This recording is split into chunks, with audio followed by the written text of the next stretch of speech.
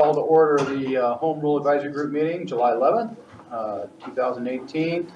And first check in to see who we have remotely here. Is US EPA on the line? Hi, yes, this is Amy Zimfer. Hi, folks. Hi, Amy. And how about California Air Resources Board? No one from Sacramento. SCAG? This is Johnny Raymond from the Air Resources Board. Okay, Johnny, gotcha. Hello, Dr. Lou. And was that Roshan?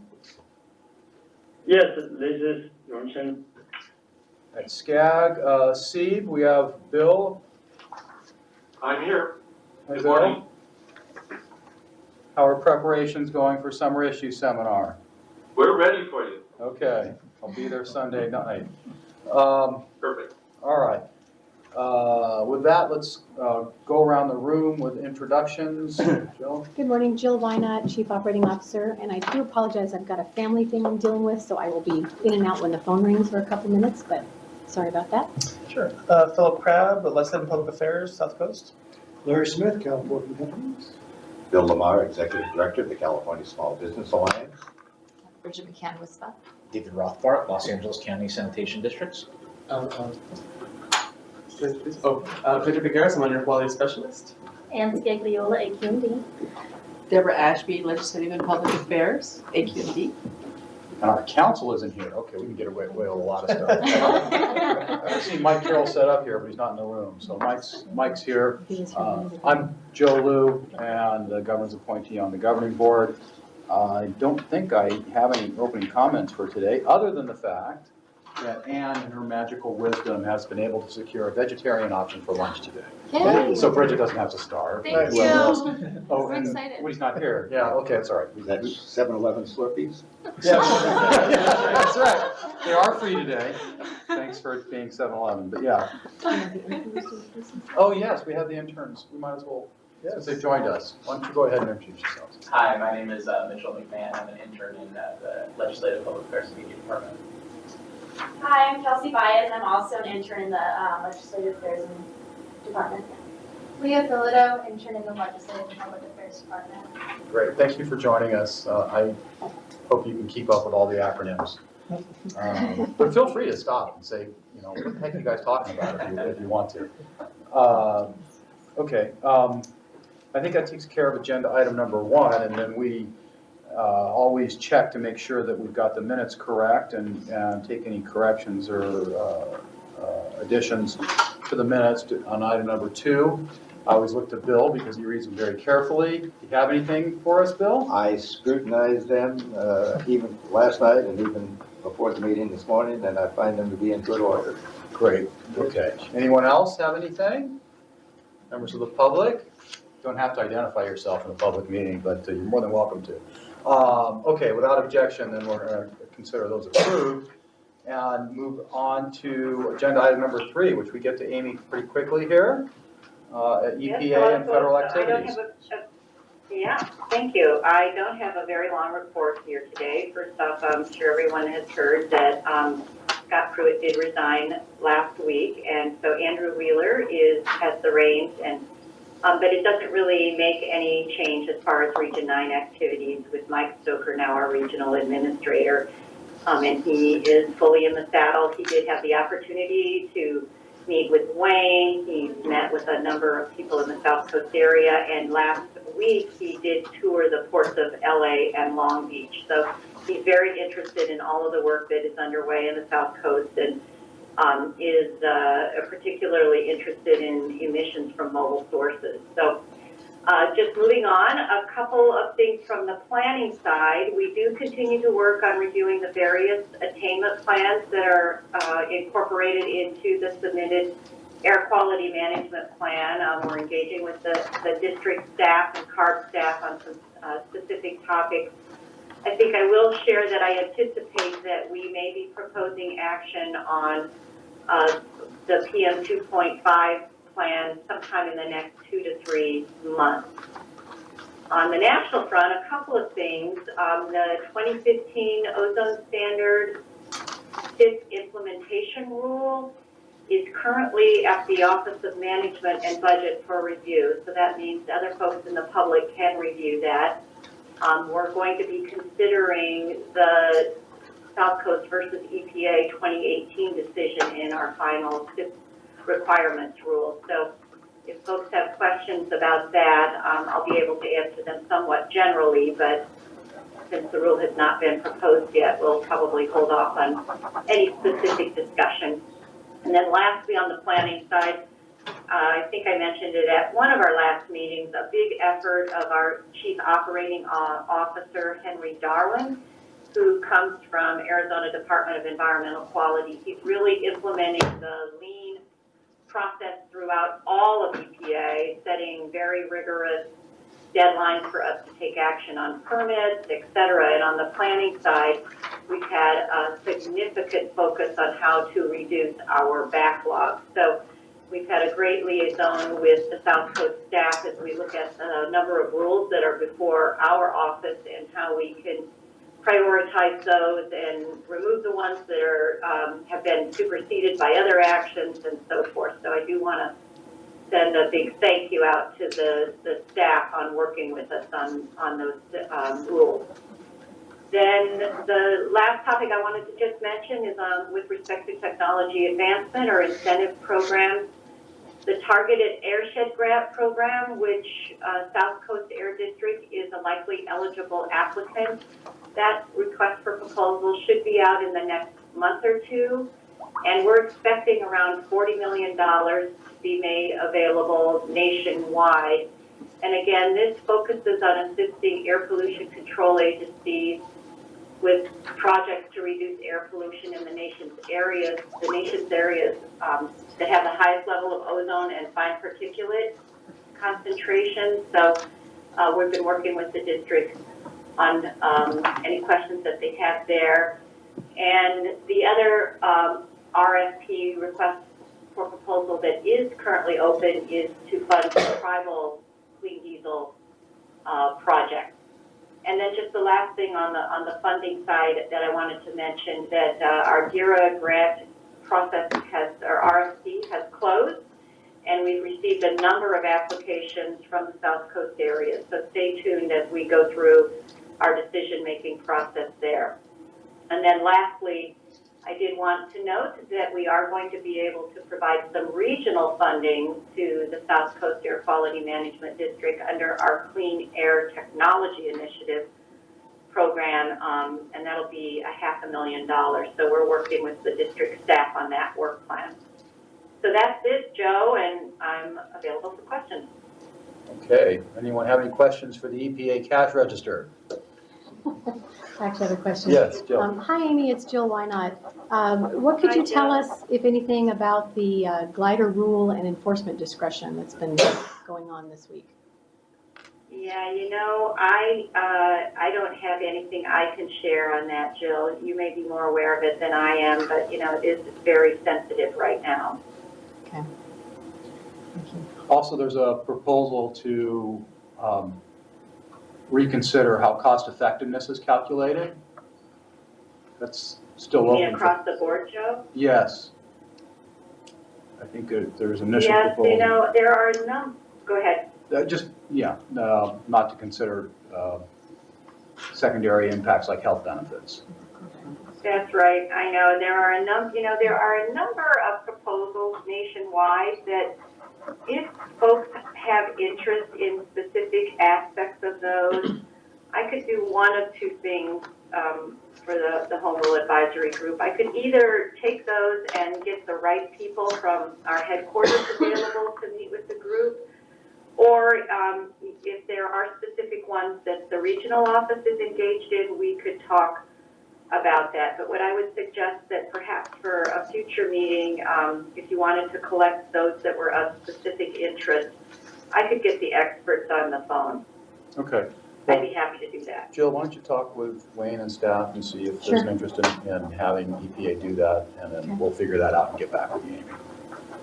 That's great. Thanks. Happy to help. Yeah. Any other questions or comments for anyone on the phone or? Oh, yeah, Bill. Yeah, Amy, this is Bill Lamar.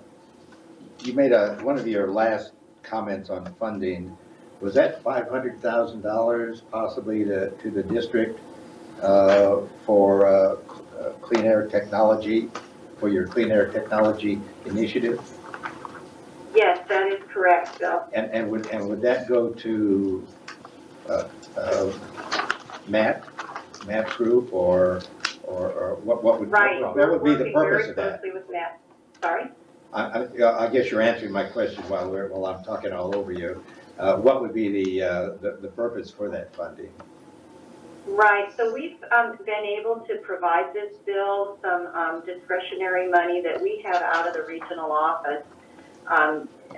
For the last many years, I think for at least the last 5 years, and this year again it's forthcoming. So we work with Matt to develop their highest priority for a funding project, and I'm not sure I'm at liberty right now to say specifically how he will be using that. The proposal will go to the board for acceptance, but likely it will fund a high priority project on the heavy duty on-road mobile sources.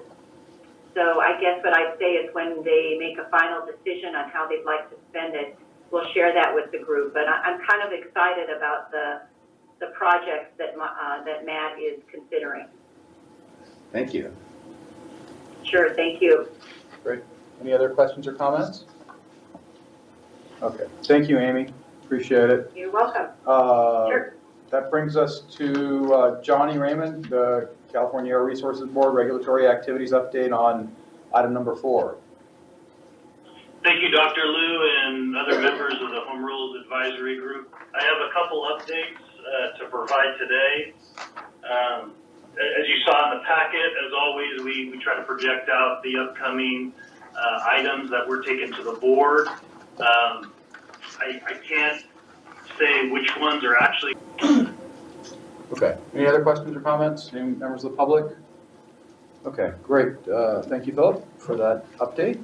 And that brings us to Bill Wong and the update on litigation and related EPA actions. So litigation update.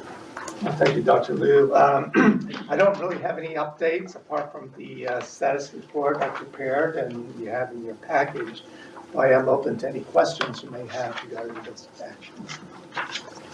Still, I seem to recall in the minutes at the last meeting, case 8, Susan Stark mentioned something about has the status changed on that, but then I see you say we have reached out to petitioners to discuss next steps, so that's right.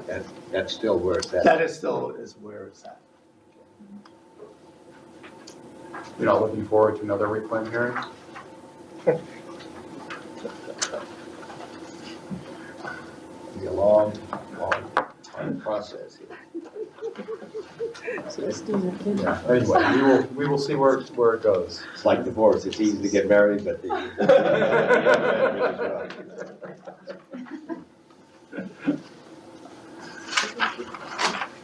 Okay, so any questions, comments on litigation?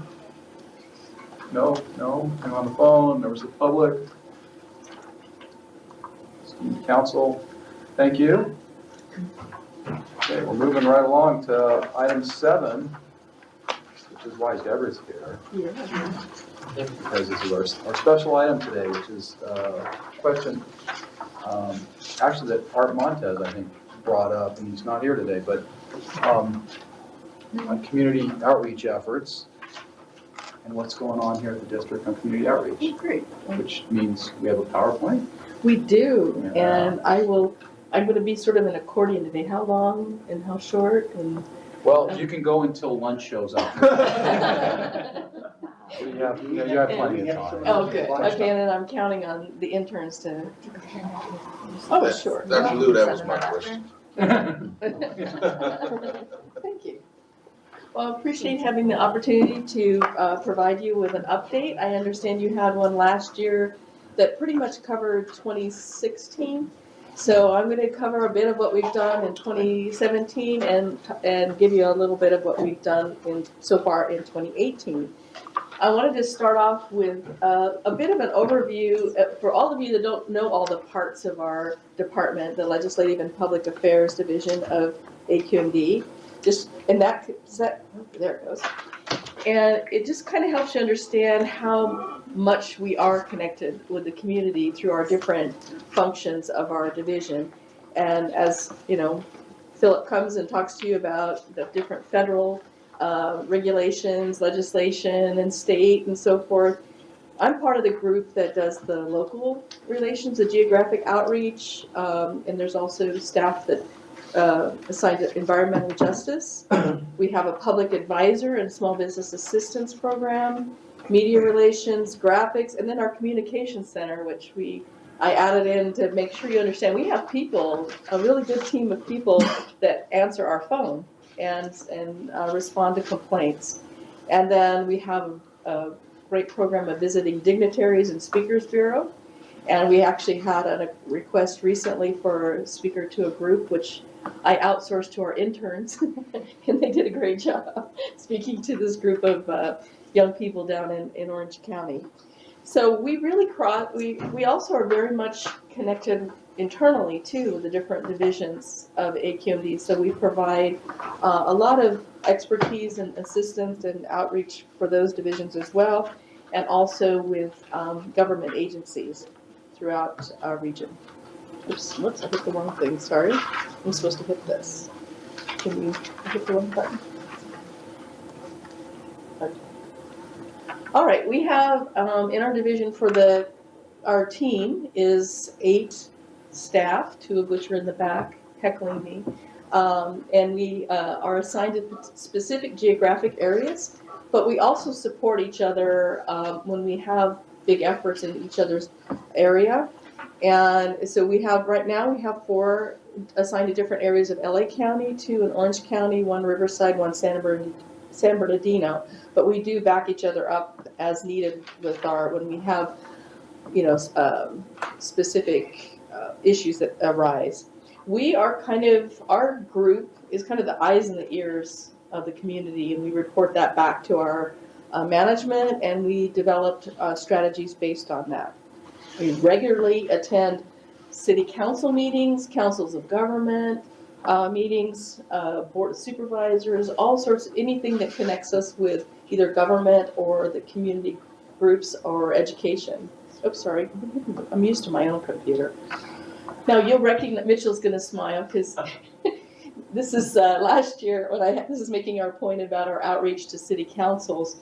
Mitchell, one of our interns, actually was on the agenda, and it was a speaker providing an AQMD update to actually where he lives, which is Lake Forest, or lived in Orange County. So that I knew you'd get a smile at. I added that in this morning. Oops, okay. So this is just a busy slide, but it's because we're a busy group of folks. But this is just examples of our outreach last year. The major outreach efforts. We have town hall meetings. There were some specific to issues in Paramount and Compton. We also organize, sponsor, participate in a number of events. There were about 45 of them in 2017. The ones that we actually do ourselves were the Clean Air Awards, the Martin Luther King and Cesar Chavez events, but we also participate in other major events and symposiums. And then, as I mentioned, we have the Visiting Dignitaries and Speakers Bureau, and we had 35 requests in 2017 for that. Now, unlike 2016, when we had a lot of hearing board meetings in the community, we had hearing board meetings here, but they were related to major community issues, such as Exide, Anaplex, and the Torrance refinery, and we did outreach to make sure the community, so that those that are involved in that were notified of those meetings that were held here with the hearing board. And then as there's high profile issues, our group gets involved with making sure the community is aware of major rulemaking, any sort of toxics issues. And then, of course, we have AQMD's programs and initiatives related to AB 2766. That's mostly related to local government funds. And then there's the new MSRC local government match program, which changed the whole formula of how funds are allocated for cities. And that was also a major outreach effort for our group. And the ongoing lawnmower exchange rebate program, check before you burn, leaf blower exchange, those are all things that we are constantly letting the community know about and getting their feedback. Replace your ride too? Yes. Yes, it's also part of what we do. And then our tools, which I think is our strongest one because we are out in the community, is just our face-to-face meetings with folks. We get out as much as we can. And then of course, social media, we're kind of up to speed on that. We have our notifications that people can sign up for regarding any sort of issues such as just general AQMD news, but also things like issues, more local issues such as flaring and so forth. And obviously our website and our other platforms that we use. And then events is a big part of it. We, like as I mentioned before, we participate in events, but we also sponsor them. And one of probably the highlights for 2017 and also 2018 is our whole team is out during Earth Day, Earth Week, and we do a lot of community outreach in those. Like in Orange County, we had Bolsa Chica, which is a big Earth Day festival. We do them up in the Pasadena area. We get out to the major events throughout our region. And then of course we are very much involved, as the whole agency is, with environmental justice initiatives. We had a major conference in downtown LA in 2017. We have the Environmental Justice Community Partnership workshops, and as well as advisory council meetings. And then we have, of course, the Environmental Justice Advisory Group, there were 4 meetings in 2017. So 2018 so far, we had already had our Martin Luther King Day of Service, which was a very well attended event in Los Angeles, the Cesar Chavez Day of Remembrance, and then we had our senior clean air fair, which there were about 2,500 seniors in downtown LA. We did a tremendous amount of outreach, speaking to the different senior centers throughout Los Angeles. It was a very successful event, and it was a wonderful opportunity to share our clean air message with the seniors. And then we've already had one Paramount Town Hall meeting this year, and then we did a large amount of AB 134 and AB 617 community meetings, additional task force meetings, and then I put here many more in the planning stages because we have a whole slate of events and meetings coming up. How come you didn't have anything for us seniors in Orange County? Well, it's funny you should say that. We are kind of looking at that. The next one is Riverside. They have one pretty much set for September in Riverside, but we will be doing more regional outreach. We did have one a few years back, and it was really well attended. So we want to get that going as well. So yeah, to me, it's like we just show up at Laguna Woods and we'd have like a whole bunch of folks there. They wanted to come to our event, but it was one of those where it was a long bus ride to go. So they're ready for when we do it again.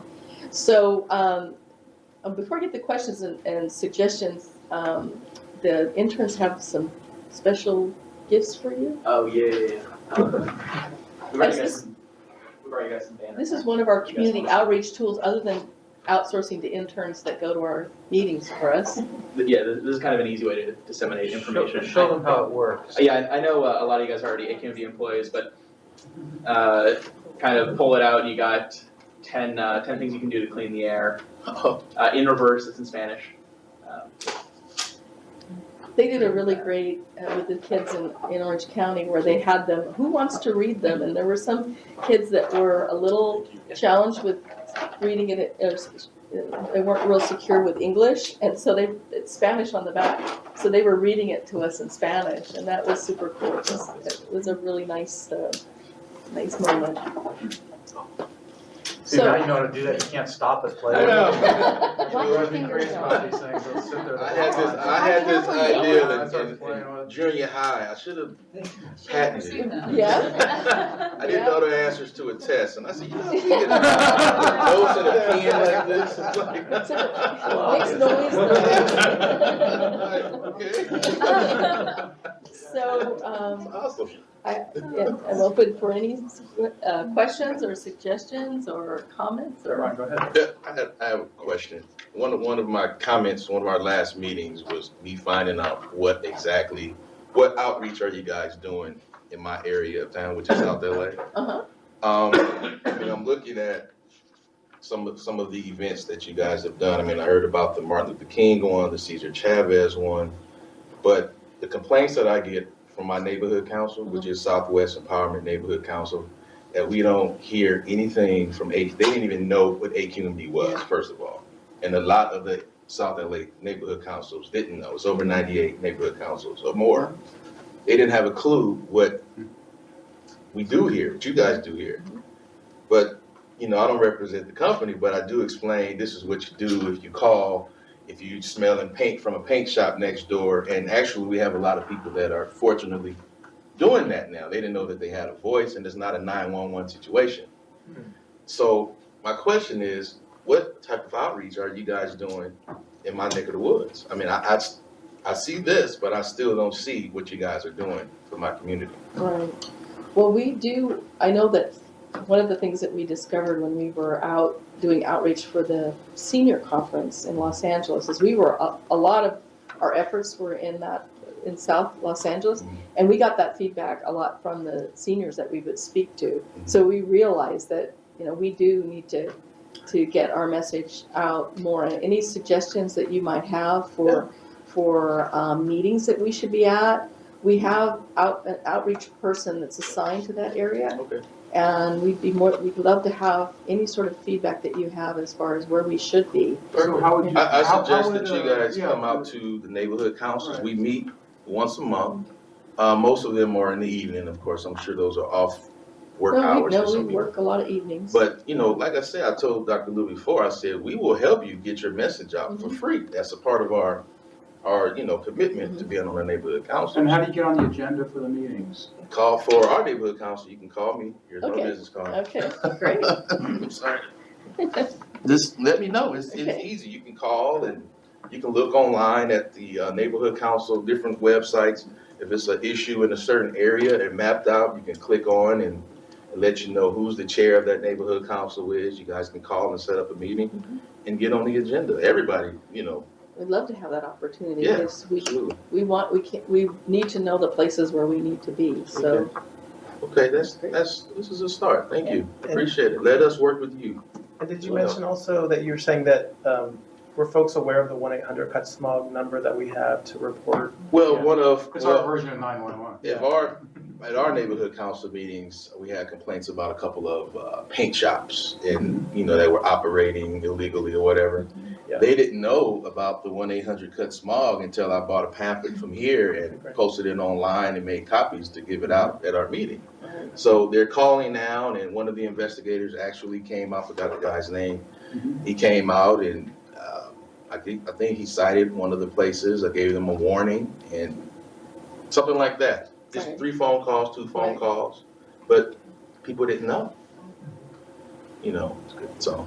But it's real helpful to get that. Oh, absolutely, Yeah. absolutely. Because me being on this board for a while now, I mean, I've learned a lot. Because Dr. Lou would tell you, I didn't know anything. I didn't even know what AQMD was. So that's the thing on the news to let you know moderate and clean air, because I have asthma, you know, so.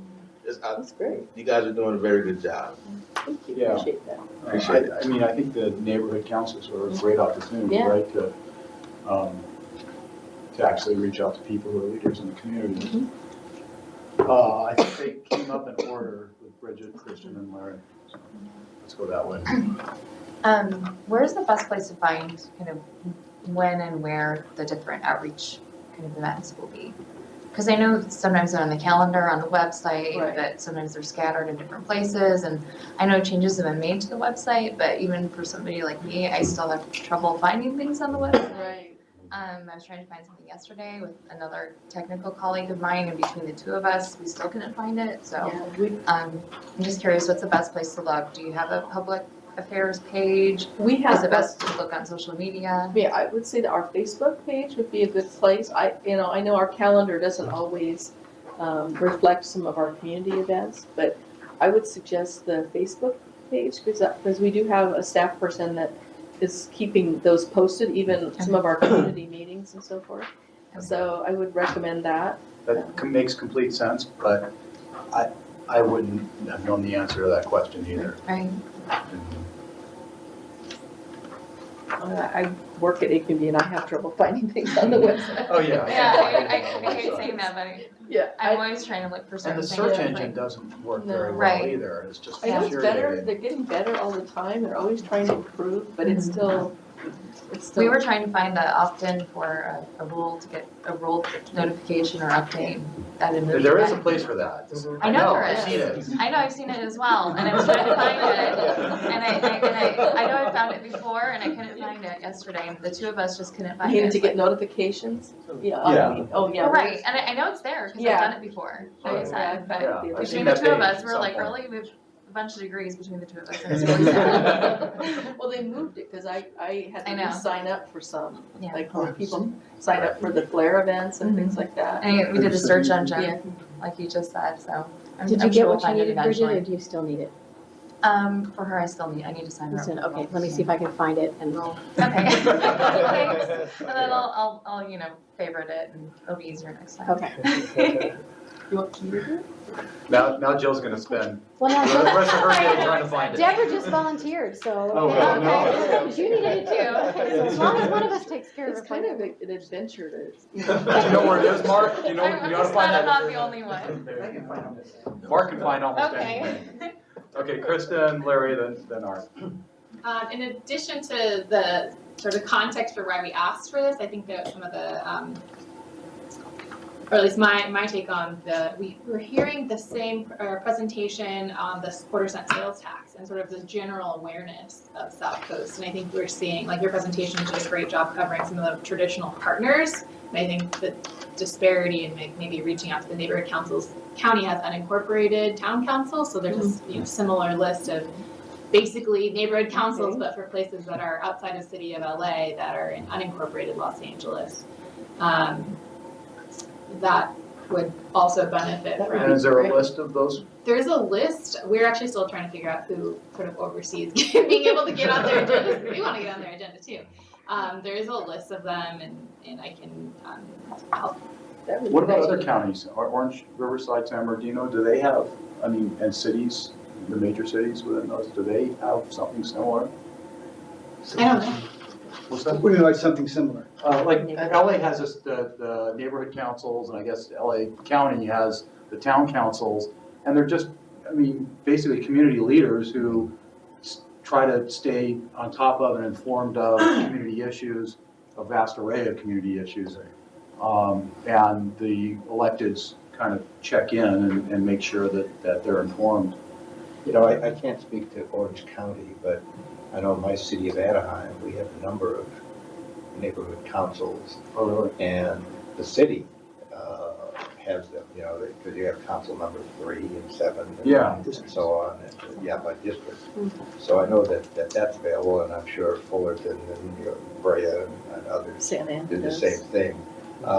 Dennis Villadu, Sean's board, he might be a good contact person to speak for the county. Yeah, I think, just at minimum, putting them on notification lists and things like that, and just kind of checking in would be. And Sean's got a newsletter that comes out. Probably goes to a every lot week. of different people, right? I'm sure, I can't speak for him, obviously, but I'm sure he would be glad to do that. Your board members. A couple other points on the AB 20, the local government match prompted me to think about what we were as a county when we were trying to put this on the Board of Supervisors agenda, that really, I'm in the Chief Sustainability Office, and most local governments don't have a Chief Sustainability Office. And it kind of had come through the fleet folks, but we were trying to think about how can we help other cities who don't have a Chief Sustainability Office.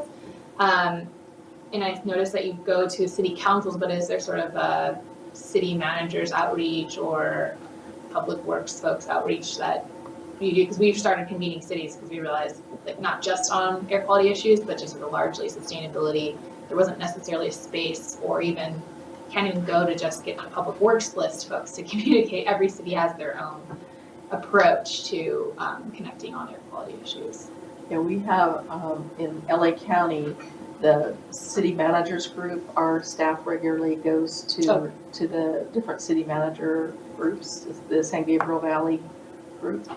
And then also with MSRC, they had a consultant help them do the outreach. And then we also provided our own outreach to the cities, city managers, public works directors. But if you've got any sort of connections where we missed, because we were really trying to, that was such a change in how that program was done, that it was real important to make sure people, because it used to be a competitive, they'd have a certain amount of money allocated for each county, and then the different entities would apply for it. Now there's a certain allocation for each city and county, and it was a whole different formula. So it was kind of a challenge to get that out there, and if there's any way we can.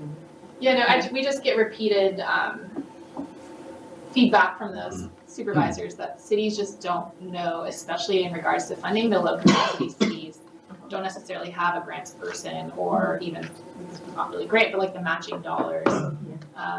So there's just a general need for, in addition to the traditional avenues, the councils of government, the city manager, a deeper level of connection with city staff who are the ones sort of on the ground, like, I don't know where to go on the South Coast page to even look up grants, for example.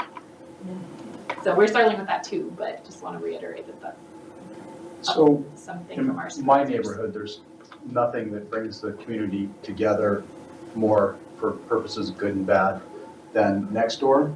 Oh. I can't even look at the thing anymore. I know. But I mean, everybody seems to be on it. Right. And have, there's an advertising function capability. Have we thought about spending a few advertising dollars to using Nextdoor to just let people know we exist, have them follow us on Facebook, Twitter? I know that they've talked about it. I know then. I'm really curious as to what it costs to advertise on Nextdoor. But I know we've had discussions about it. You can get really specific on the neighborhood you target. But I know that, but I don't know where that is. I'm not sure if an agency can do it. I'm not sure either. They looked into it. Be members of it. Members of it. Well, police department, our police department is, they follow it. Yeah. But I don't know about that, but you can advertise on it. So you can say, follow South Coast Air Quality Management District on Facebook and Twitter at these, addresses. And at least maybe people become more aware that we exist. I don't know if they do any good or not, but it's something worth, I think you talk about, where communities are looking. It's just a service that people follow, especially if they need a contractor or something. So you or a quit doing it refrigerator or whatever. Did it get to be just too much of like? Oh, yeah. That's what I heard. It's like yeah, I graduated high school 40 years ago. I don't need that part of my life, but some people love drama. Yeah. Okay, I'll give you the example. I think for the Super Bowl, I put you can do polls. So I put up a poll. It was the last time I looked at. I actually posted anything on there. I said, are people looking forward to the game or the commercials? Choose one. It turned into this giant controversy. I swear, it was just crazy. I was like, oh my God. And then it's a little question, and then it became, anyway. So what's your thoughts? I'll just be cute. Yeah, I'm just looking on their webpage, and it says, can I advertise on Nextdoor? And they're beginning to test sponsored content. And you can actually fill out a form to be part of a trial for advertising on Nextdoor. Because there's advertising on ours. So it sounds like it's a trial basis. Oh, okay. Anyway, Larry. So there's a form. If you just go to nextdoor.com, you Okay. can see this form that you could fill out and see if they'll accept you as advertising. All right, great, thank you. Larry? Good topic of discussion here. As a former council member, I kind of know and seen a lot of outreaches come and go. But I think it's important to understand that electeds think in 4-year cycles, especially local electeds.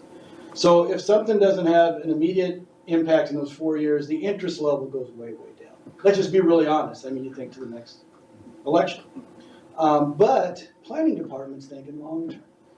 Every city by state law is required to come up with a general plan and to modify, add to, and renew that over a certain period of time.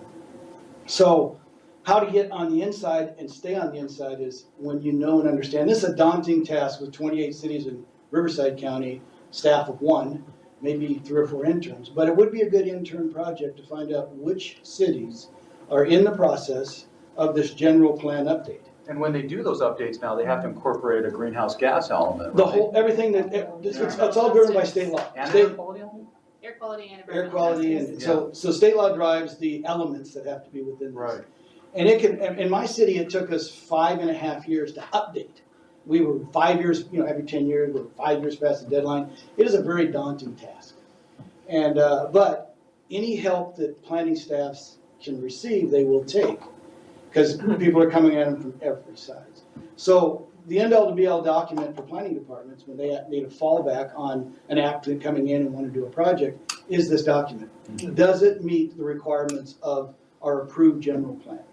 And so it becomes a fallback document. So how do you get on early and be a part of that process is to reach into planning departments and say, this is what we'd like to do to provide some help on our coalition. So I don't know how you do it with this many people. I mean, it's a big, big task. But I think you could narrow it down to find out now which city is right in the middle of that. And it's a multiple approach. So, just from my perspective is presentations in a council meeting, they're a little bit of a feel-good show, I'm gonna be honest with you. Unless it is driven by staff, and staff can convince the electeds this is an important matter, it's probably gonna go in one ear and off the agenda as quick as it can. Because there are those typically bigger, pressing, immediate issues that are gonna take precedence to get the attention of council members. So not that it's a bad thing, and I think it's important. I was in City Hamlet for 6 years, 2 years planning, 4 years on the council, was the mayor, tried to drive all sorts of things. Never remember anybody from Air Quality coming to me, but that's okay. It's 28 cities and it's, a staff of 1 I see here. But would I remembered it? Probably not, to be honest with you. Because at that time we were probably battling something that, 30 or 40 constituents were yelling at us, from the council chambers. And air quality is kind of one of those distance things that maybe I don't have to worry about in this election cycle. So just kind of being transparent here, this is how that mind thinks. Because, what it's always said is once people find out that assemblymen don't assemble things, so, but the first thing an assemblyman does is he goes to Sacramento, meets with the existing staff, he doesn't bring in new staff, maybe 1 or 2 members, and his next meeting is the re-election campaign. Because they run in a 2-year cycle. So you gotta realize the next meeting on Tuesday morning is, okay, where's my re-election committee? So you think in those terms a little bit? Yeah. That this is long-term thinking when you talk about air quality. It's difficult to get their attention unless it's a short-term item. So. Can I elaborate on that very quickly? I'd say that the Office of Planning and Research has probably had a good handle on which cities are updating their general plans because there's a lot of new requirements in general plans, and I think every city staff person who is doing it needs their help, so they've probably reached out to OPR.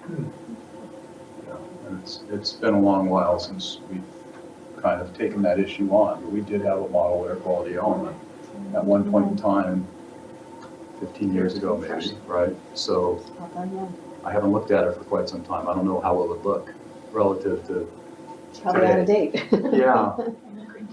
Yeah, maybe we should take another look at that. Art? Well, let me just speak to the truth here. Uh-oh, too much truth. Could...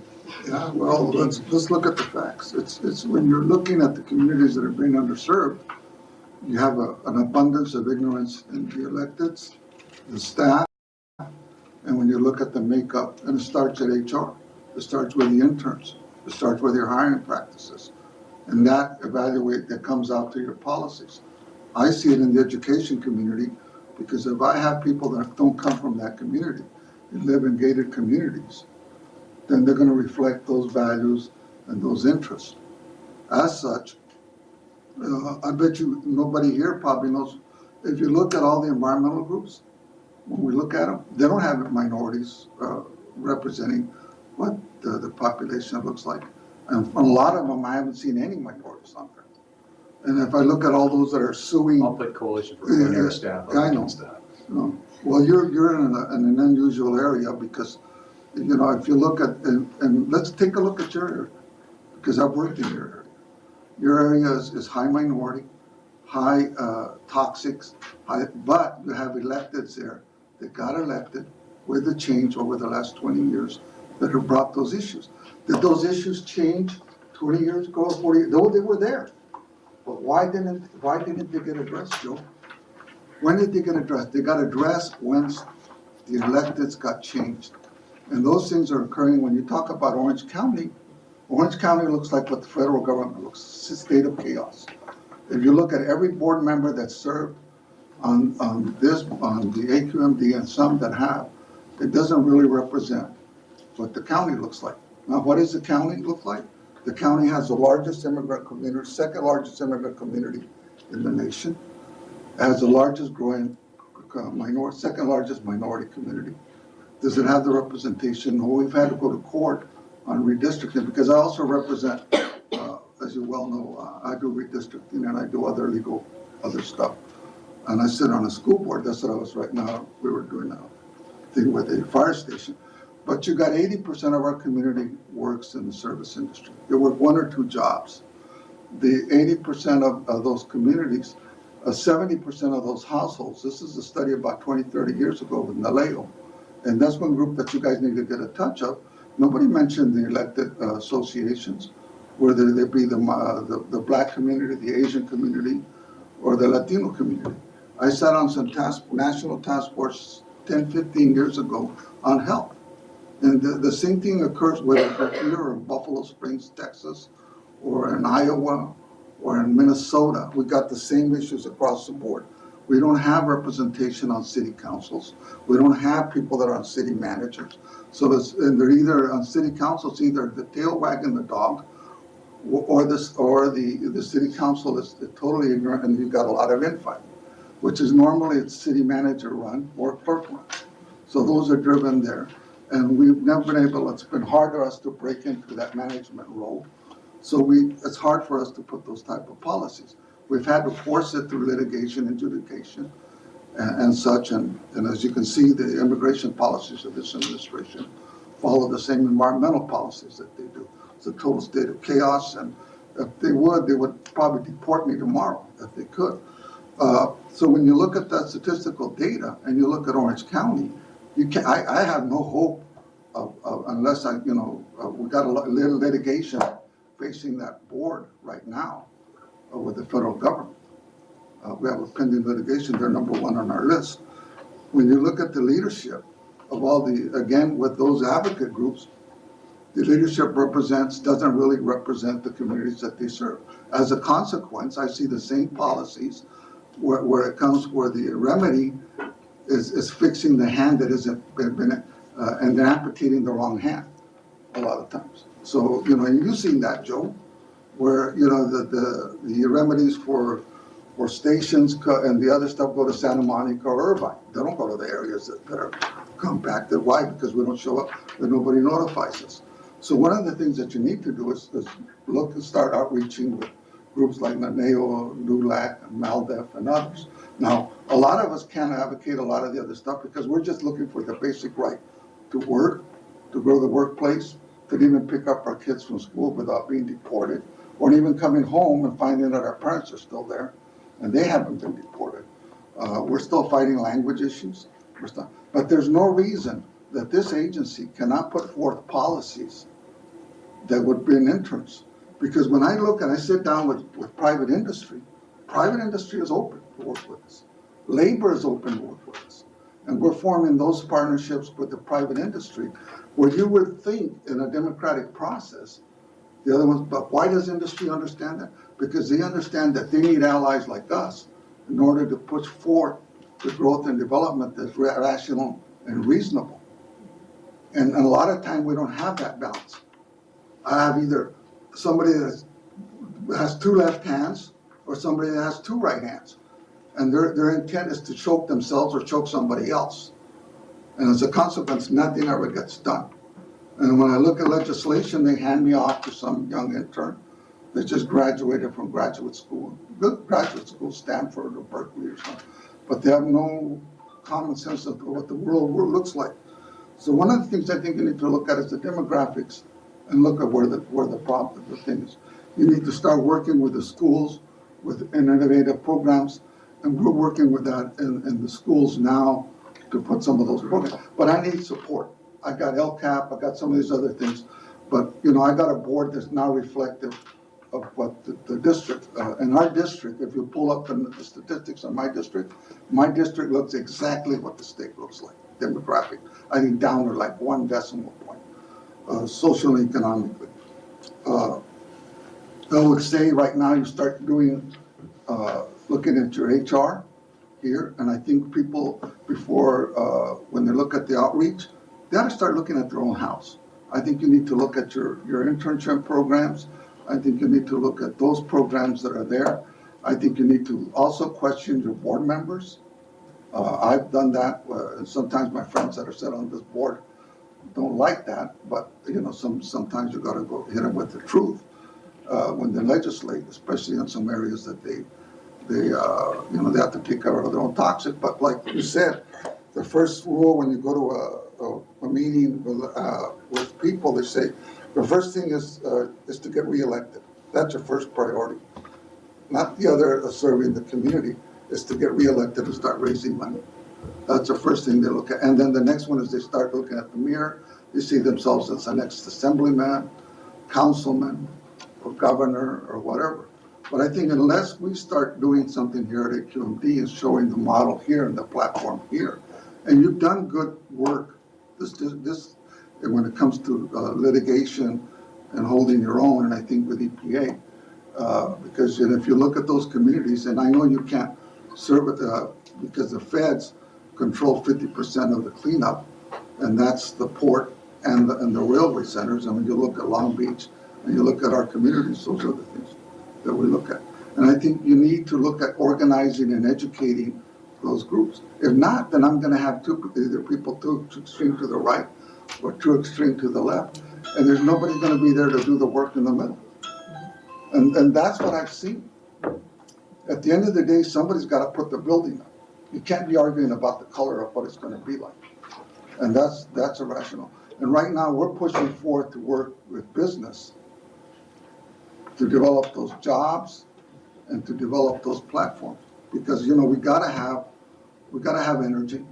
We gotta have vehicles. We gotta have those things. And one of the things, like I talked to you, Joe, is I think we need to start, we're pushing legislation that it requires energy efficient cars for every government agency that doesn't pay the tax and doesn't pay like the rest of us do. And where are those pools, those car pools located? They're not located in Irvine. They're not located in Beverly Hills or West Hollywood. They're located in areas that you live in, Joe, and you, sir, that I live in. They're located in those communities. And when they rev up those engines, those are the communities again. So I think that's what we need to look at. I'm glad you put this on the agenda, and I'm hoping you put that other thing you send me the thing on the cars. And I hope you send it to the rest of the board so you can take a look at the vehicle. We gave it to everyone, but we can do that. Yeah, and I think we need to make that attachment to industry, to work with them instead of fighting with them a lot of times, to work with that. And I think then we can move on, because I see this state being, and a few other ones, be the only last basket of any type of reasonable ability to govern on these issues. But that's just my 2 cents of I've been doing this for 40 years now, and I'm environmental, and sometimes my background's in environmental science, and I'm a victim of Agent Orange and all the other stuff. And like Agent Orange, did I get any compensation or anything? No, I'm like a lab rat. They're just taking to see how many of us die from cancer or leukemia or anything else. And then they'll be going to some statistical data, and some doctor will look at it. So, oh, wow, this is what it occurs. But I saw it when I was working in the fields. And then I saw it later when I was in Vietnam. And I've lost, I had a 50-year reunion. We probably lost about 10 of our people that are veterans to that. But, you know, just, those are the things that you see in your lifetime. And I'm hoping that in my lifetime, we can make some changes. I think we have the leadership here at SCAQMD to do it. I'm just questioning the will. So I'm sure Deborah would be happy to get any specific contact information. And I'm willing to work those, with you have guys. those groups and organizations that you think would have an interest. It's on our agenda. We have our national convention coming up in Phoenix. Yeah, but you mentioned several, Nalejo, Maldef, others. Yeah. You know, whoever you have there, if there's specific But you people gotta that understand, it's to, like, it'd be helpful to. yeah, we're fighting just for the right to exist in this nation. And, you know, it's, Yeah, well, I mean, you know, so we're getting kids deported. and everything. if they're too busy to talk about air quality, they're too busy to talk about air quality right now. But it's No, still good to have. it's on our agenda, and the health is a major issue. Great. Thank you. Larry, yes, Joe, something be else? quick, I promise. Sure, no problem. First of all, I Lunch want isn't my, here I yet don't, either, so. I don't want my words to be mischaracterized. I just stated the re-election system is what it is. Yeah. You have to be elected or you can't have impact, that's always the thing. You can't, from the sidelines you can have some, from the inside you can. Secondly, I'm gonna take offense to the fact that there's electeds that I know and know well, and I was one of them, who race has nothing to do with their agenda. That when they represent their people regardless of race or nationality. So to lump all those electeds into one category, I don't think is a fair characterization. I mean, I know some of these men and women personally, I've worked with them, and it doesn't matter, black, brown, anybody comes to them for an issue. If they're truly representing the people, they're representing the people.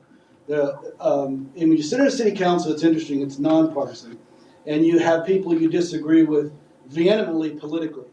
But if you want to make your responsibility as elected and take it seriously, you put that aside and you act in the best interest of the greatest amount of people. Same thing happens with race. People came to me, I didn't care what color they were. They were citizens of my community, and I was elected to represent them. And there are more of those in the system than you want to believe. They just don't get the attention. Yeah, sometimes ignorance is, you know, if you don't live in those communities, you're ignorant sometimes of the issues. And you can't wait sometimes for people to come to you. Sometimes you've got to go out. So I think if you're open-minded, honest, and fair, you'll listen to those people and I think you hit the right point, is listening. But I think you also, if you listen, you've got to go out. Well, I just don't think it's fair to categorize. I'm not categorizing. Okay. You generalize people in that way. There are many good people out there who, I don't want to get sidebarred, so I'll. I'm just, you know, this is not the issue. you need to look at things from one's eyes as one's experience. And I think that's one of the things that you need to put yourself in now. Well, we're pretty narrowly focused on air quality here. And, you know, it does bring in some other issues sometimes, but, I mean, those are much bigger issues than this agency takes on. Okay, so where are we with this? We were taking questions and comments. Right. Anyone on the phone have anything to add? Okay, you know, I do think it's helpful to continually stay engaged, you know, with what other agencies are doing too, because some of them have good ideas on how to do good outreach. So I would encourage you to look for those who are being successful and I mean, especially the environmental agencies are in the same exact position that we are, that there's in the general public very little knowledge and understanding of who does what. And I guess, Kristen, you're fighting that uphill battle too. So, any questions or comments from members of the public? Okay, that brings us to subcommittee status reports. We're missing some of our folks for that. We had a freight sustainability. We don't have anyone to present that. I think it's just a bunch of ongoing processes. I'm not sure there's anything pending right now on freight that comes to mind. But there will be a lot of rules and regulations coming up, the Air Resources Board. over the course of the next year or so. Have to do with freight. And we, of course, have been supporting some innovative technologies on the freight front. We hope to continue to do that. Small business considerations, Bill Lamar, you are here, so we can get an update on that if you have one. I've been busy. Have you? It's summer, you're supposed to take it slow. Go to the beach.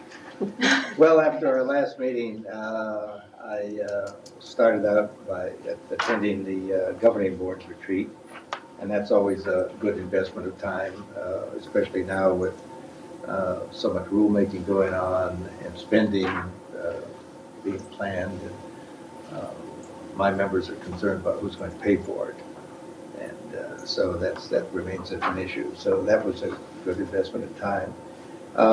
We participated in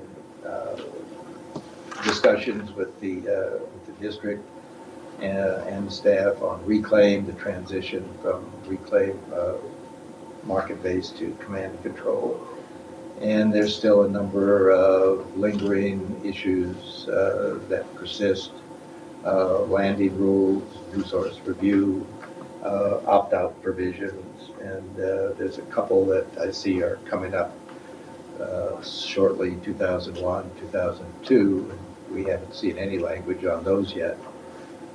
So there are a lot of concerns there. BART, and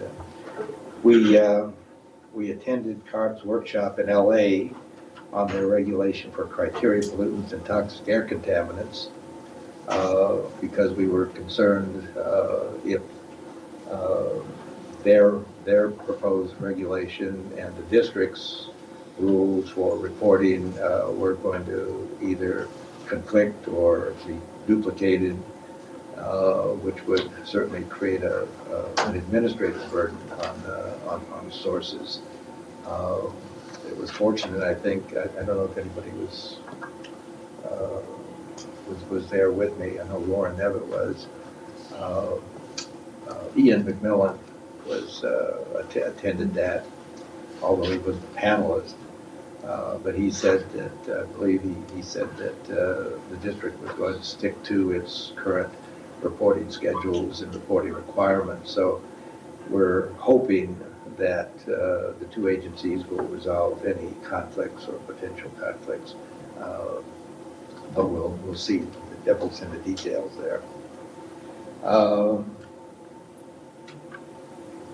On July 27th, I participated in my first face-to-face meeting as an advisor to CARB's Small Business Assistance Advisory Panel in Sacramento. We had briefings by Dr. Sachs, Todd Sachs, their Enforcement Division Chief, Dr. Clovis, Jessica Clovis, the Manager of Economic Policy and Analysis, LaRonda Bowen, who's the State Ombudsman. We were supposed to have a presentation by Veronica Ide, their Environmental Justice Deputy Executive Officer, but she was called away to prepare for the next day's board meeting. But we had a very robust discussion. Gosh, I think we were there a good 5 hours or so, 4.5, 5 hours, on AB 617, including CARB's recently released Community Air Protection Blueprint. And for anybody here who hasn't read that, I would urge you to download a copy of it and read it because it certainly is going to affect everyone here, at least on the industry side. The last thing that I had was kind of a summer surprise from staff, and that was we were invited to participate in the discussion with staff on Rule 1147, everybody's favorite rule. And we had that meeting last Friday. I should note that it's that was almost the anniversary, 1-year anniversary since the governing board approved the rule last July 7th. With the governing board's approval, there were certain directions that were given by the board to the staff to address some of the, some outstanding issues. And part of that direction, there was the word, the words were used, the part of that direction was that the staff should consider using a sense of immediacy in resolving those. So I guess we're on different timetables. But anyway, the subject of our meeting last week was outreach. And we took a look at staff's brochures, have two trifold brochures on outreach. I think in some respect, they fashioned it after the gas company's excellent brochure that they've had on that rule since 2011 or 12. But I was favorably impressed. We didn't get it until enough time to really look at it, so we've scheduled another meeting. I think it's after Stationary Source. But Tracy will get back with us as to what time that's going to be. And we'll provide questions and answers and discuss it further. But that's my report. Great. Kurt Coleman was supposed to provide an update on EJ and the 8617 implementation issues. Since he's not here, I don't think we have one. We did at the last board meeting vote to submit a list of preferred communities for priority to the Air Resources Board, and the Air Resources Board will decide by October? Late September. Late September. Meeting. Yeah, And then October we- 1 is the deadline. Okay, October 1's the deadline, so their September meeting will make a decision on that statewide, I guess. Yes. Or the districts that are applicable to state, non-attainment districts, right? I don't know if there's any other EJ or 8617 implementation issues, since Kurt's not here. Don't know. But David, you're here, and you're supposed to update us on climate change activities. Yes, two items, similar to what you said as far as there's not a lot that's finalized right now. There's a lot of things working. It seems like all roads lead through 617 at the moment.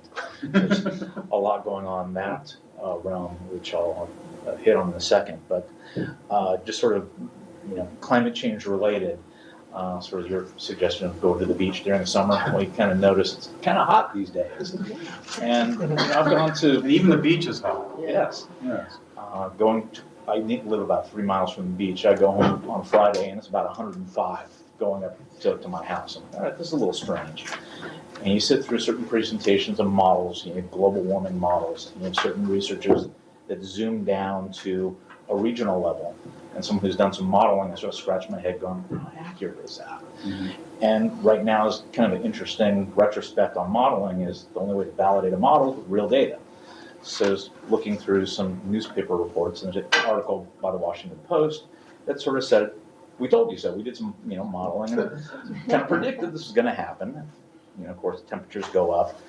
The point of this was when the temperatures go up due to global warming, what happens to demand for electricity? And you saw that there was a lot of demand, and the report was that peak energy demand climbed to 6,256 megawatts on Friday. That eclipsed the past record that was 6,165 megawatts. So it's just sort of a reality check that if temperatures do spike, if it's something related to global warming or not, it's something, a reality, you have to provide the power, and that's something that's an issue as far as attainment and everything else we're working on here, let alone global warming issues. So it's just an interesting reality check to go and look and see how the actual climate is relating to the models that were predicting certain things. And I thought it was a kind of interesting article. Getting back to 617 real quick, just echoing what Bill was talking about as far as some of the workshops that were being held on criteria, pollutant, and toxic air contaminant emission reporting. A few years ago, we got into kind of trying to consolidate reporting for greenhouse gases, that we didn't make too much progress on. And it reminds me of that process, that we're going down the same road of having many different ways to report. And it is a problem seeing how, at least the facilities I have, it really is challenging to have everyone having different ways of reporting, EPA, carbon, local entities, and trying to get that all consistent is very challenging, let alone how do you make sense out of it when different people have different criteria? Yeah. And looking at. You mean reporting criteria? Correct. Yeah. So you get different numbers because you report differently. Absolutely. Yeah. Different formats. Right. Yeah. And looking at comment letters, I find it very interesting. It's very rare that you'll see both sides of the table having kind of the same comments. And that's what I saw. Coalition of Clean Air had an interesting letter. C, WISPA, others had very similar comments on this could be duplicative. This is something when you report all this and this new program, let's get it right. And kind of my wish list would be get that right, and maybe you could have the greenhouse gas reporting built in as well. If you're reporting something, why don't you report everything at the same time? Makes sense to me. Don't think I'm gonna get agreement on that, but it's sort of a wish list. We tried years ago Right. to let facilities report their greenhouse gases to us and report it To no the avail. state, to no avail. And we've had very interesting discussions with South Coast and ARB and Capcoa and ARB about their reporting and what it's going to look like and how can we make it not duplicative. And there's a great desire to make things consistent across the state, but we don't want to make ours less accurate to be consistent right. with somebody else. So there's a lot- Consistency is nice, accuracy is even better. Yeah. And the scope of it is a little worrisome as well, because there were some internal discussions about, and I think it's in some of their external documents too, that CARB was saying, well, if you're an AB 617 community, if you have a permit with a district, you would be required to report all of these emissions. And that brings in an awful lot of small businesses that don't have the sophistication to handle the reporting requirements. And so we're saying that's way too big. And if you're an AB 2588 facility and you have a high priority score, you should report. It's like most of the folks that come with a high priority score, when we do the HOA, it's low. So the priority score is really, really conservative. So we're having discussions with them too, and I think we're very much in line with what the industry folks and environmental folks are saying is we want it to be good, we want it to be right, but it can't be, such an overwhelming scope or such a burden on the facilities, and duplicative is just a non-starter for us. So we're fighting that fight. Dave, do you want to finish first, or? That's I'm so sorry. Okay. Jill. You know, and I'm glad to hear Jill say that too. We had an exhaustive, I was going to say extensively, had an exhaustive conversation with Dr. Clovis up there, their economist, on cost effectiveness, and especially as it affects small businesses, and I was telling her that, we, in rulemaking, at least down here, we talk about the cost of a low NOx burner or a HEPA filter system or something else, an RTO. But when you get into the administrative burdens of record keeping and reporting and everything like this for small businesses, my members aren't large businesses where you hire a couple of staff or maybe a couple dozen staff to do these things. There are just so many hours in a day. So she's promised us an open line of communication on this issue, and she seems to be very genuine. So I'm hopeful. And you throw in hazardous materials, water quality, all those other things on top of it. Yeah, it gets. And we do want to get it right. I mean, that's the whole purpose for doing it. But certainly, got to be some reason. Yep. I hear you on that one. I don't know how small businesses who deal with hazardous materials, have air pollution emissions and water discharge issues, how they run their business. I can't imagine, or, and comply. I mean, some of them don't comply with all those regulatory agencies. Of course, they hire Mike to be their lawyer and make sure they comply, but then that costs a lot of money too. And refineries just have full-time staff, right? Yeah, they have full-time staff. And, it is, of course, a little bit more, but it's not that much more requirements. I mean, they're the same permits, right? There's a lot of the same permits. Anyway, it would be nice if it were all as efficient and easy to comply and to report as possible. I think we all agree on that.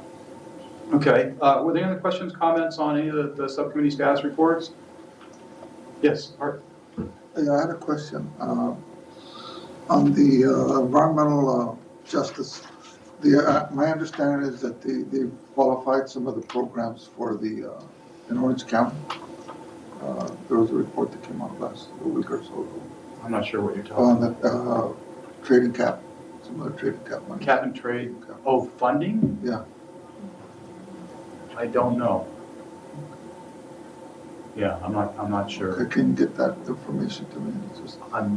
I mean, there's AB 617 program dollars that went out from the Air Resources Board, and then there's also, yeah, there's cap and trade funding that got approved. Maybe that's what it is. Are you The talking budget. about the dollars for community groups, technical Yes, assistance?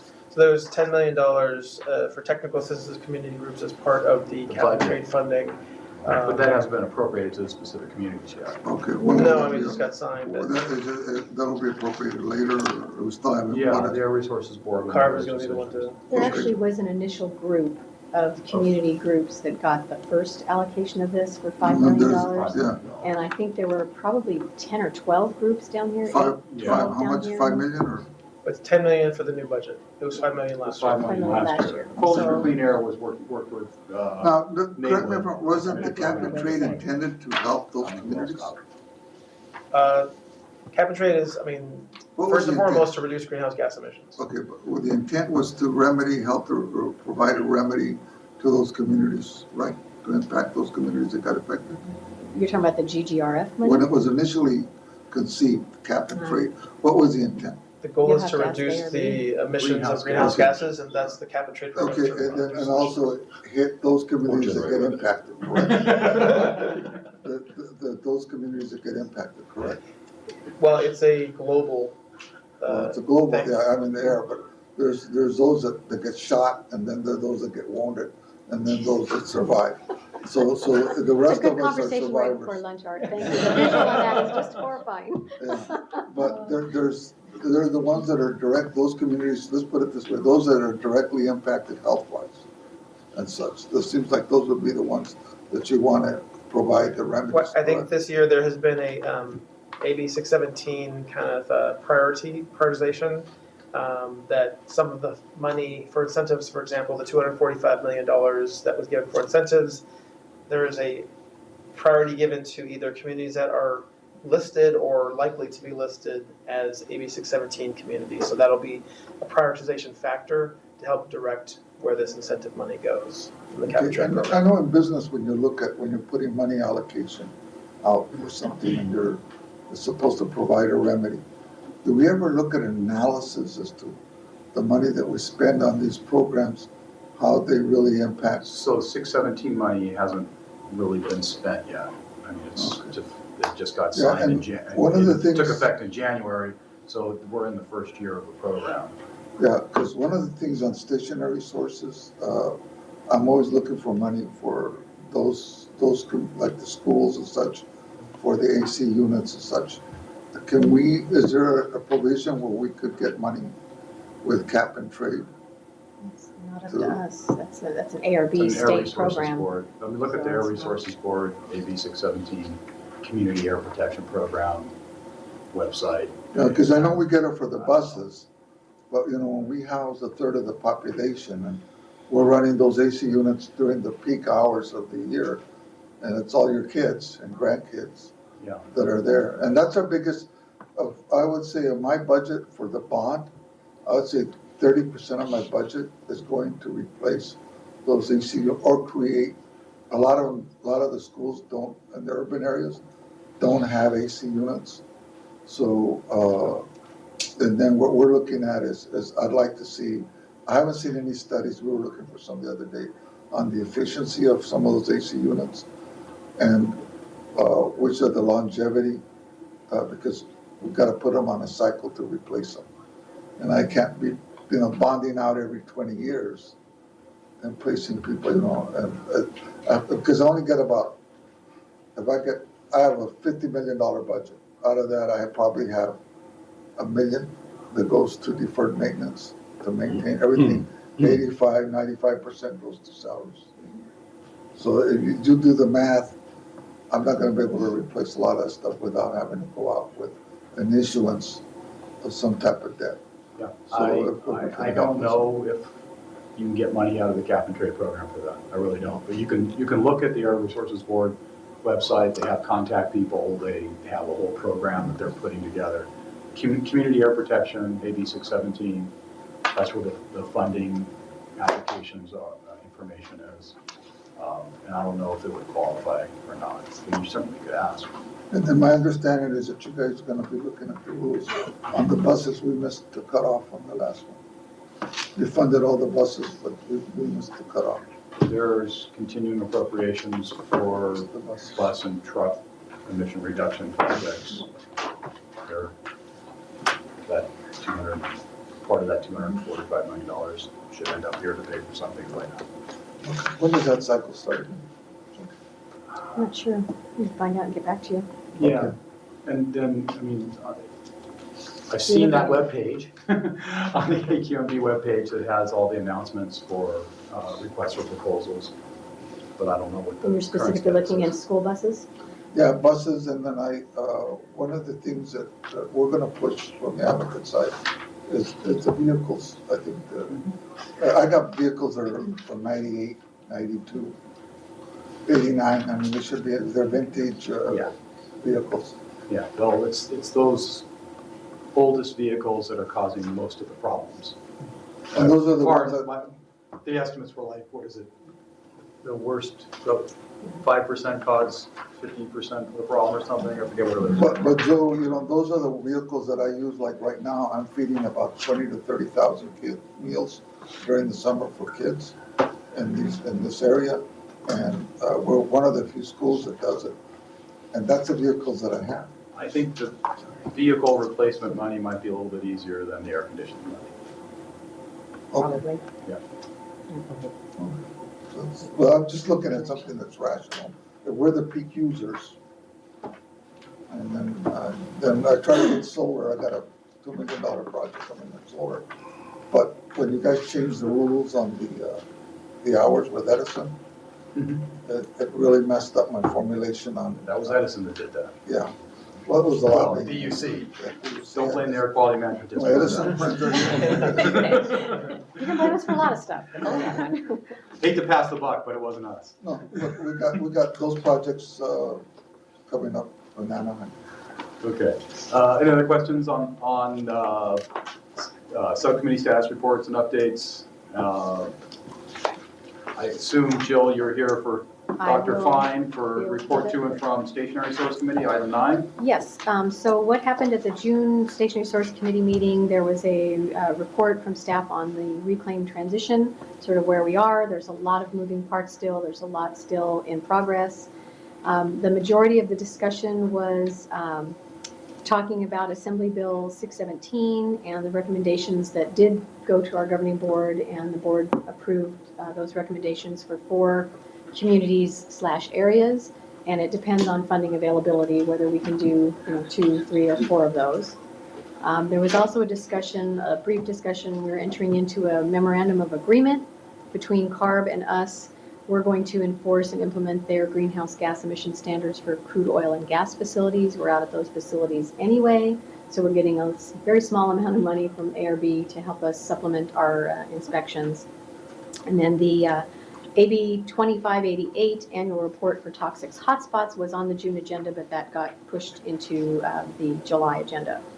So other things on the July 20th agenda, there's a status report on our Regulation 13 for new source review. That's kind of a routine accounting on how we're meeting federal and state offset requirements.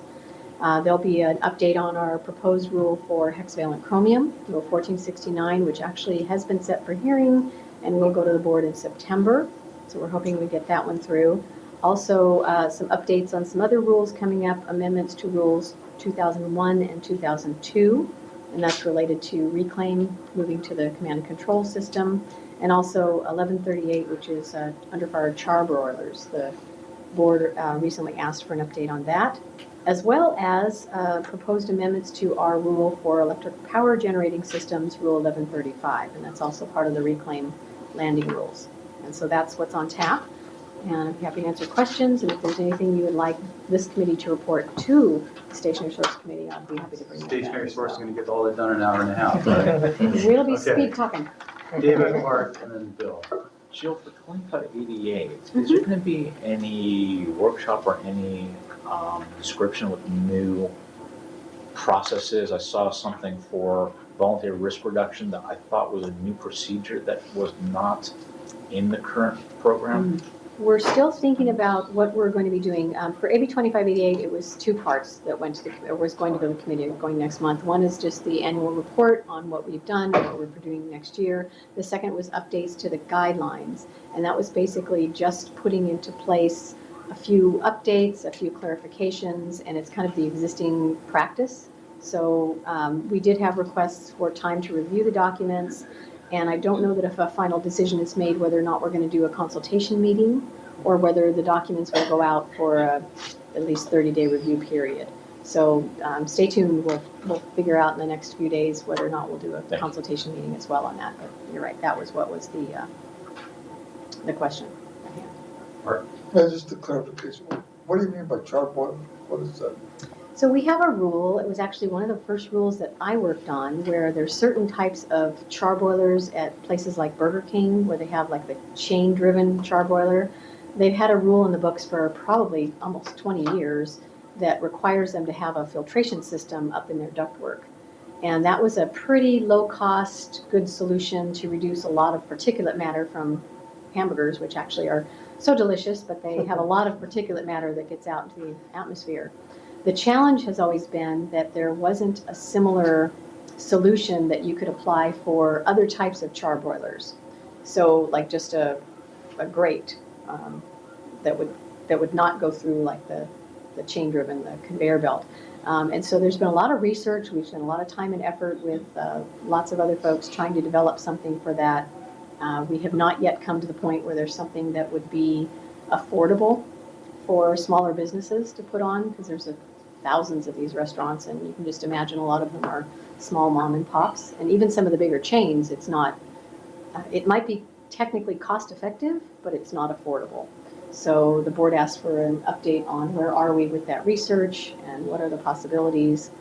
So yeah, I'm just so concerned because given the debacle last time with the, what is it, the fire rings and on the beaches, that situation. Yeah. And I remember when I first came here about 30, 40 years ago, I did a lot of the bodegas or the little mom and pop stores. And then a lot of them switched to making carnitas and carne asada and that kind of food, and it's supplemental for their income. Mm-hmm. And I mean, you're working on very low margins, and they're a lot of places in the neighborhood. That's the only place where you can get a place to eat. So I'm concerned if it doesn't provide. It's hard enough because I think it's 1 in 10 restaurant makes it in a year. And then and then those out of those 100, out of those 10, in 10 years are not going to be the rest. They're not going to be there. Mm-hmm. So, and it's those restaurants and those type of things that are revitalizing a lot of the inner cities. So to put another burden on those things that cost, sometimes it costs more to do that than to do the whole restaurant. So there was a commitment to adopt a regulation and air quality management plan that's going to become part of the state implementation plan.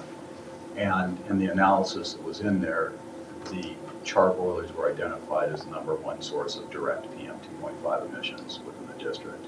So what you have is balancing the concerns that you have with the costs and then the large source. We're trying to figure out what to do. That's why we're having an update to just, yeah, we haven't talked about it in years, mm-hmm. and we've committed to doing it it's been on the rulemaking calendar for as long as I've been here. Well, yeah, and the problem is in our community, we don't have You know, we don't have the main offices like they have in Irvine, where you have, you know, Taco Bell and Wendy's and Yeah, but all of that. people are aware. I mean, as Jill mentioned, people are aware that this impacts small businesses. And it's not a proposed rule at this point. No. It's an update of where are we with the technology. There are some technologies, but they're very expensive, so we're not there yet, but. Still looking for the solution. And Go vegetarian. You know, I was actually accused of being anti-American once in one of the early working groups with Rule 1138 because somebody said if we just all switched to veggie burgers, we wouldn't have this Well, nice it's fat like a lot room of there. things people. And I said, I love a good veggie burger, and somebody said, you're anti-American, don't ban burgers. You know, so it was one of the most fun. Fire yeah. pits, burgers, and don't even get me going about fireworks on 4th of July. See the hex chrome numbers from 4th of July? No, I didn't see the hex chrome number. It's very high. Yeah, perchlorate, hex chrome, PM 2.5. Yeah, Scary, right? You don't. It's lovely, just don't breathe.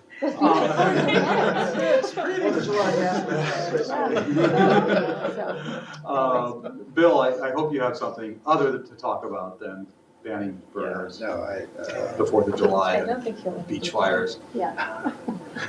no, on the under fire char broilers, it's Art, you're about 20 or 30 years behind the times. We were tackling this. I got to know Jill very well back then. Way back when, yep. On under fire char broilers and chain-driven char broilers and Korean barbecues.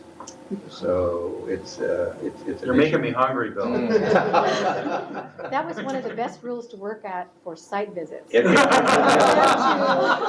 Many other places where I would not eat that day because I've been to some crazy places. Yeah, we did some nice site It's visits. going to be a and some nice controversial rule if it's going Absolutely. back again, certainly with the restaurant association and everything, but Yeah. but there's just been tons and tons of research on that. CSERT, I know that Oh, yeah. they've done. They burned a lot of burgers. So, They did. but anyway, yeah, I welcome that again, so. It's a tough one. It is, it's a tough one. But what prompted this, Art, actually is Coalition for Clean Air has a program where we train teachers, educate students, and then give them these low-cost monitoring devices to go out and measure air quality. And whenever they went into a restaurant or when they went right in Riverside, they had barbecues going every day, like out in their lunch area, and that's where they got their highest readings. And so they expressed the concerns, and so I brought them back to the board and asked them about it. Just because I knew we had this rule that was outstanding for, I mean, the proposed amendments have been out there for forever and ever and ever. We're still looking for it, but I wanted to bring it back and at least have some conversation as to where we are and whether there are any potential solutions out there. I did want to ask Jill, are we going to expect rule language for 2001, 2002 before it comes to stationary source? Because I haven't seen it. I think that's going to a September board meeting Yeah, wouldn't you because think we're that- dark in August, so I don't know if there'll be that Did we language set yet. hearing in July? Maybe it's, No, maybe it's set. They set an August Wouldn't you public think- consultation wouldn't you- meeting. wouldn't you Right. think Oh, that- public Well, consultation, it won't can't go set until- until September then, so probably it's too Yeah, early set in for that yet. September then. Wouldn't You're you in think October. the stationary source committee members would want to see what the language is going to look like before you ask them to do something with it? Well, the stationary source committee, it's just an update. And so then it'll probably have to come back to stationary source again September. in September, if they're gonna set in September for October. It depends on how controversial it is. If it's non-controversial, then, and I think it's just related to Rule 1135 amendments. They'll make some adjustments in Rule 2001 and 2, that's the applicability for reclaim. You know, they'll probably just make a line item change that you're now subject to Rule 1135, so. That part's actually administrative, I think it's the 1135 part that's probably there. And then Rule They got the 1460 opt-outs. and then Rule Mhm. 1469, Mhm. that's going to go to the governing board in Yes. September, or? Yes, governing board for the public hearing, and they're working on making those final changes to the package. I understand that they've made a lot of very small changes that will make the Metal Finishing Association sort of accept it a little bit better. And they're working, the environmentalists are probably going to be not as happy with some of the small changes, but will probably live with it because the big picture will be significant emission reductions. So we're hoping to get this through finally and put that one to bed. Jill, I think some of the 2001 through 2002 amendments, as I understand them, and we'll hear more tomorrow at the working group, are pretty substantive. It's to implement some of the new concepts about the opt-out and the Yes. stay in. That's true, yes, you're right. I mean, I would just echo, and I think those are probably concepts that are going to be pretty broadly supported, but as always, the details are important. So, the sooner we can get rule language on those, the better, and we'll make that point. I think there's a reclaim working group either this week or tomorrow. next? Tomorrow, okay. So we'll make I the don't know point if they're there, going to have rule language for that or not. They usually try and get it out in advance, so probably not, but That's what I'm I know they're guessing. working on it. Yeah, and I was going to make that point at the working group tomorrow, but since it came up today, I just Okay. thought I'd mention that sooner we can get rule language on those, the Of better. course. Okay, I'll pass that along. Okay, any other questions or comments on Stationary Source Committee update? None? Members of the public? None? That brings us to other business. Anyone have any other business that was not on the agenda? Yes, I do. Okay. Just real quick, working on a situation with LAWA, Los Angeles World Airports, our neighborhood council. We sent a letter to, I just emailed you the letter. If you want it, Dr. Blue, you can share it with the rest of the group. In regards to airport noise in South LA, since they're doing construction at the LAX, some of the lanes have moved and some of the bigger planes are flying over homes that were not funded by the LAX abatement program, where they put insulated windows, air conditioning, or whatever. So I sent this letter to Deborah Flint, which is the executive director. Nice lady. So I sent her a letter in with some of our concerns. So the second component of the letter which I'm working on now has a air quality piece, because we have some people who have come to our meeting saying that they can smell fumes from the planes and their asthma is getting worse or whatever. So just as a matter of record, I just wanted to share that with you guys, and I did email you the letter about 10 minutes ago. Yeah. Okay. Yeah, I've heard about this, but I don't know what and if we're involved in any way, shape, or form. Right. I guess where those planes fly are up to the pilots and the FAA, and pretty much. Yeah, we have very little control when they're in the air. Right. Have a little control on the ground too, but. Even when it comes to pollution. Greenhouse gases have fallen to their lowest level yet for the first time. In California. California. Yes. So maybe some of those portable monitors would be a great use in some of those areas. Unfortunately, the one that seems to be the most problematic emission from aircraft are ultrafine particles that these other monitors don't measure. But there have been some studies showing some very high ultrafine emissions from aircraft. Can I ask you a question? Sure. If LAX source apportionment studies. If you ask industry to provide certain monitoring and stuff with certain gases and such, how come you guys haven't updated your monitoring facilities, your monitors to monitor that? We have the most extensive air monitoring system of any Well, that's what I'm air asking. district It's in the kind United of States. ironic that you would ask industry to monitor certain things, and there's an issue here where We've monitored LAX, we've monitored aircraft emissions, we've monitored, this district does more monitoring than any So air this- agency in the United States. So there shouldn't be a problem in monitoring that. The monitors that we're talking about for ultrafine particles are now being deployed for part of the MATES 5 study. So I think they're committed to, they're actually out in the field monitoring right now in a predetermined locations because of concerns about district-wide emissions. I don't know if these specific areas are on that list of places. So you do Over the have course the of the next ability. year, those mobile platform ultrafine monitors are being deployed for the MATE study. That's a multi-million-dollar study to try to figure out where all the air toxics are.